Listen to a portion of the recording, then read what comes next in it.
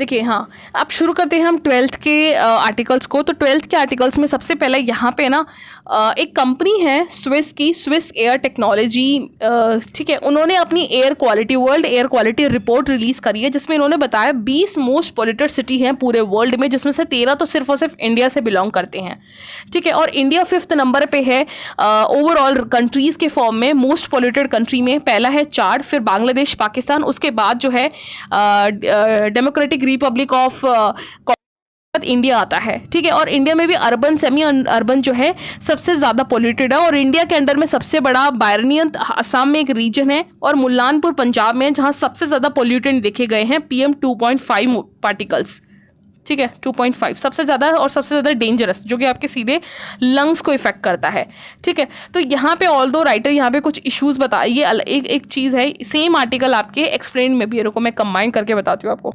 देखिए ये रहा, ठीक है, इसकी थोड़ी सी यहाँ पढ़ लेते हैं, उसके बाद थोड़ा वो लास्ट का है क्रिटिसाइज करा हुआ है यहाँ पे। देखिए यहाँ पे स्विस कंपनी है जो ग्लोबल एयर क्वालिटी को ट्रैक करती है, ठीक है। 20 मोस्ट पोल्यूटेड सिटी में से 13 तो आपके इंडिया के ही हैं, और इसने अभी ट्यूसडे को रिलीज़ करी थी। इस इंडिया के अंडर में वर्ल्ड या वर्ल्ड लेवल पे भी अगर आप देखोगे तो मोस्ट पोल्यूटेड सिटी है बार्नीहट, जो कि असम के बॉर्डर पे है, और मेघालय, असम और मेघालय के बॉर्डर पे है, ठीक। इसके अलावा यहाँ पे अगर आप एयर क्वालिटी देखोगे तो यहाँ पे डेटा कलेक्ट किया है इन्होंने 138 कंट्रीज़ में, 40,000 एयर कलेक्शन, ठीक। इसमें से सबसे ज़्यादा मेजर डेंजरस जो पोल्यूटेंट बताया वो है PM 2.5, one of the smallest but most dangerous pollutant. 2.5 जो है वो सबसे ज़्यादा सोर्स है, वो कहाँ से आता है, वो होता है फॉसिल फ्यूल से, जो सबसे ज़्यादा respiratory problem, chronic kidney cancer, stroke of heart attacks के लिए सबसे बड़ा एक कारण है। ग्लोबल प्रॉब्लम्स में अगर हम बात करें तो 2024 most of the global population breathing dirty air breathe करेंगी।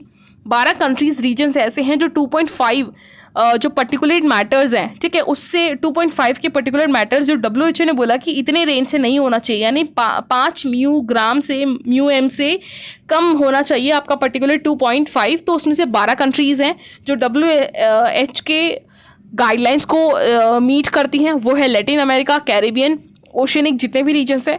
लेकिन 5 कंट्रीज़ ऐसे हैं जो मोस्ट पोल्यूटेड हैं, जो WHO के जो गाइडलाइंस है उसको एक्सीड करती हैं। उसमें सबसे पहले चाड, बांग्लादेश, पाकिस्तान, कॉन्गो, इंडिया है, ठीक।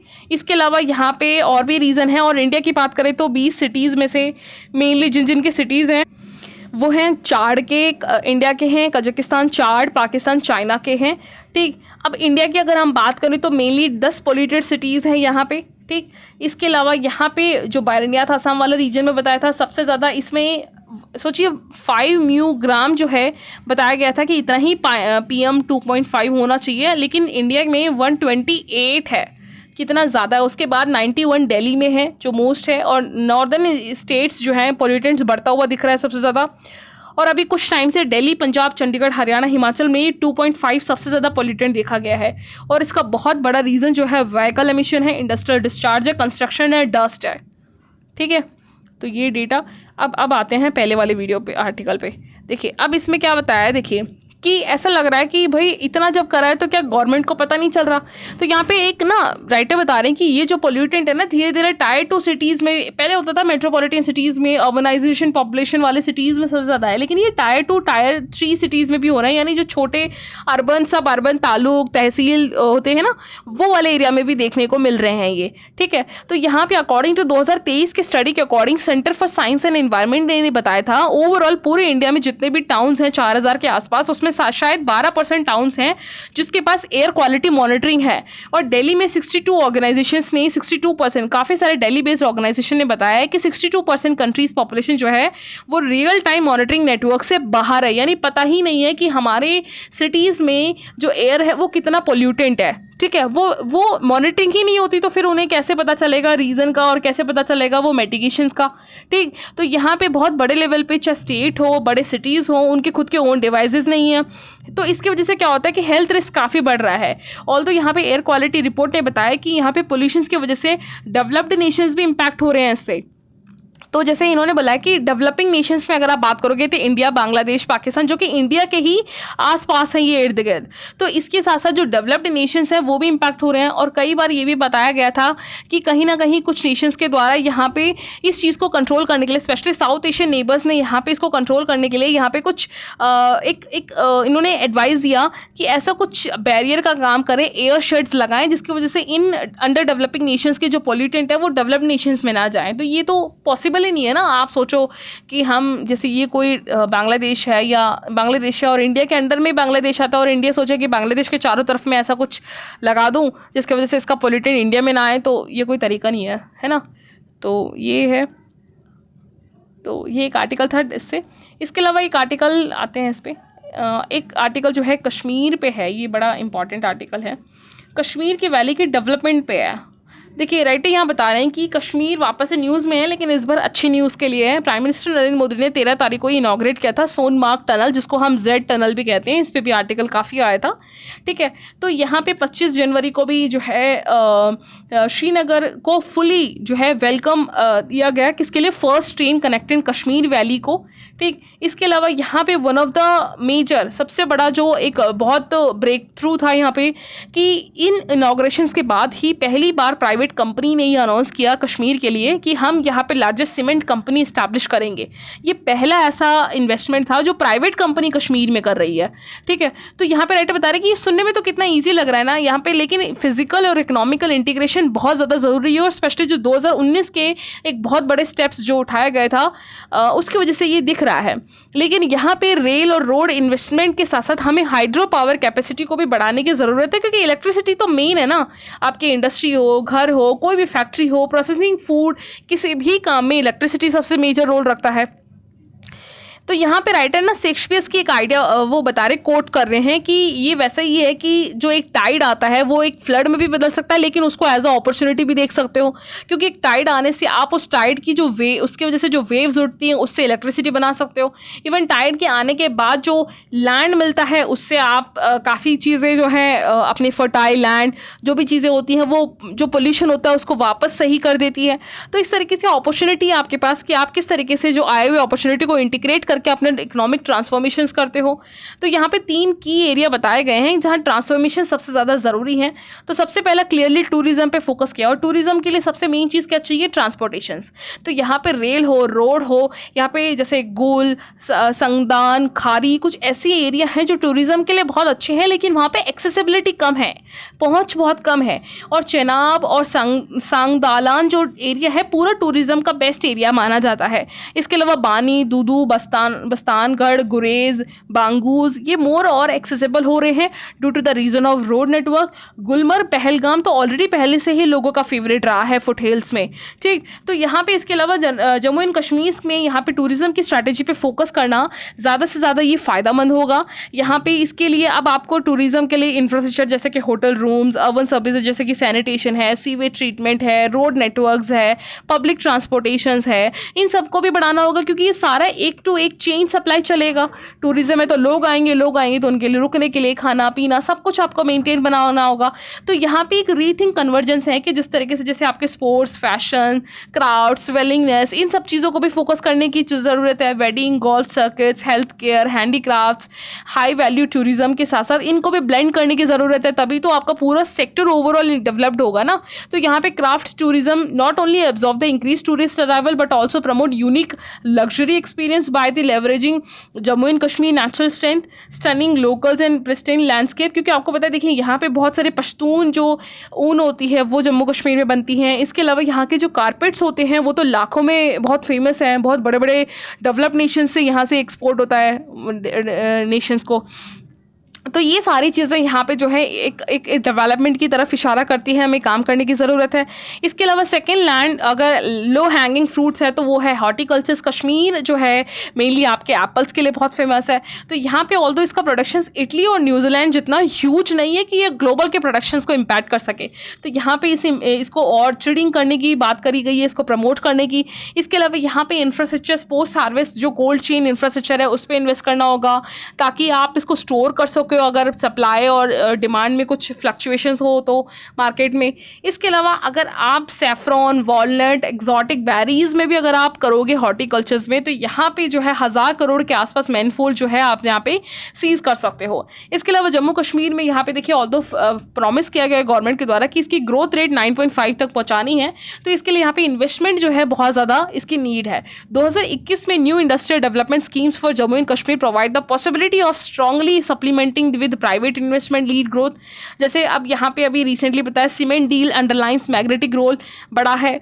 इसके अलावा जीसीसी ग्लोबल कैपेबिलिटी सेंटर्स ने भी यहाँ पे ग्लोबल टोस्ट एंड मूवमेंट को टायर 2 टायर 3 सिटीज़ हैं जो जम्मू कश्मीर के, वहाँ तक पहुँचने की बात करी है।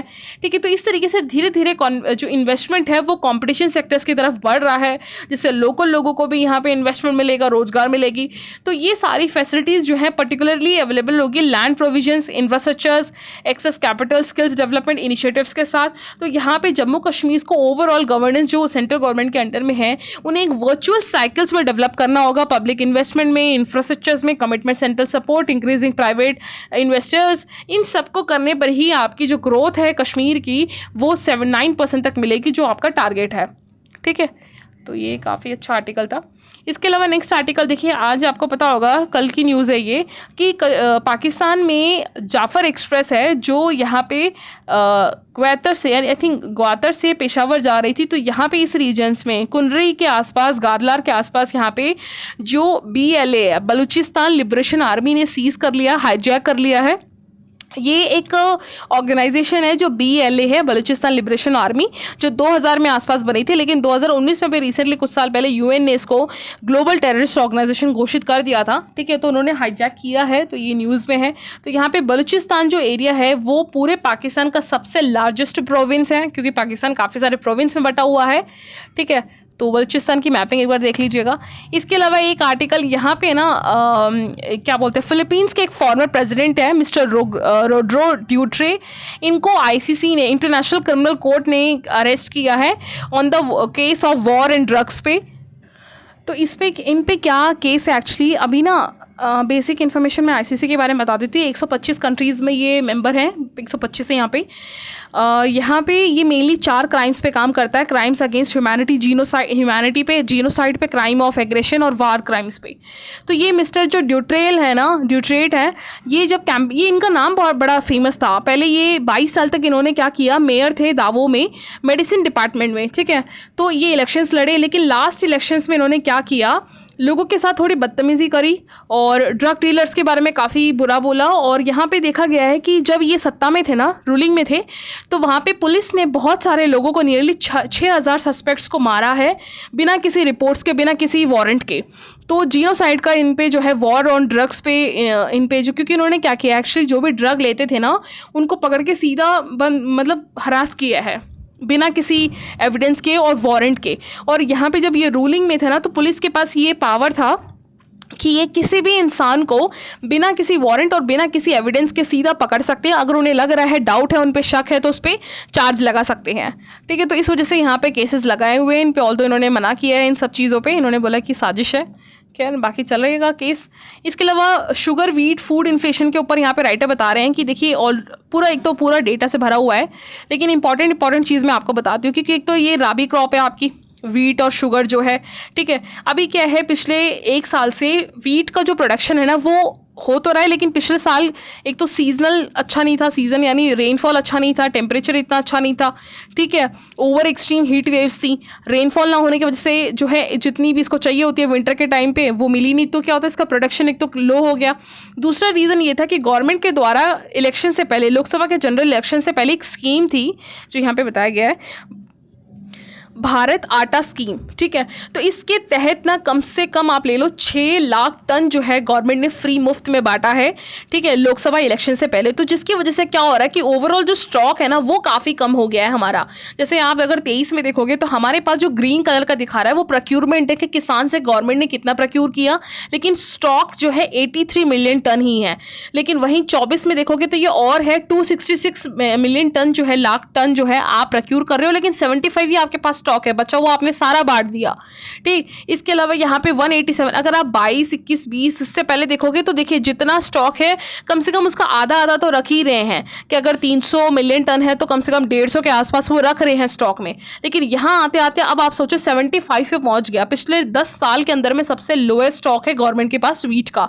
तो ये काफ़ी कंसर्निंग है। तो अब वेट किया जा रहा है कि इस सीज़न का जो अब ये जो कटाई होगी वो कितनी होगी, अब वो डिपेंड करेगा, किसी को भी नहीं पता, वो तो अब मार्च अप्रैल तक पता चलेगा, तभी पता चलेगा इसका पूरा रिकॉर्ड जब निकलेगा। ठीक, और तो यहाँ पे जो है सबसे पहले महाराष्ट्र गुजरात का प्रोडक्शन आएगा, फिर एमपी राजस्थान, उसके बाद देखते हैं कि गेहूं की बढ़ोतरी हुई है या नहीं है, स्टॉक पिलिंग हुई या नहीं है। इससे क्या होता है कि प्राइस का जो भी फ्लक्चुएशंस होता है, क्योंकि सप्लाई बहुत कम है तो डिमांड ज़्यादा बढ़ेगी।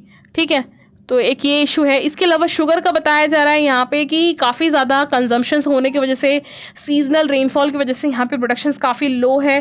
ठीक, और इसके अलावा यहाँ पे 40% जितना, जैसे अगर 40 लाख टन, जैसे पिछली बार 24-25 में सीजन में 333 लाख टन जो है प्रोडक्शन निकला था, जिसमें से 40 टन तो सिर्फ और सिर्फ शुगर जो है एथेनॉल ब्लेंडिंग में निकल गया।